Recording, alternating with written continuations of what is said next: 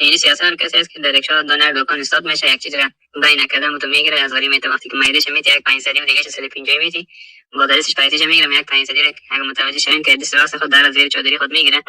بعد از اون میگه بیادری چند حساب کردی، مثلا یک چیز ما برای 110 حساب کردم، این نصف بای میگه مثلا 50 60 روپیه میکنه دکانا میته، بای میگه که اصلا دو بای کسی نمیته دیگه، خریدش نشده.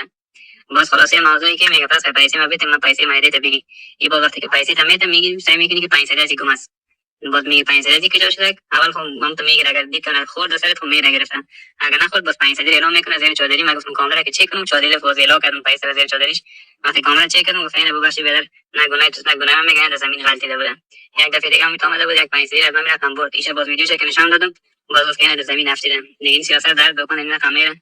دیگه، ما چند جرم که ویدیو رو نشون دادیم گفتی قبلا پیش ما اومده بود. این تک موضوع بود، از خیرتان نشید کنین، دمتون هم کمک شد خوب میشه. تشکر از سفیدتون که تو رو دمار رویسی هم میکنین.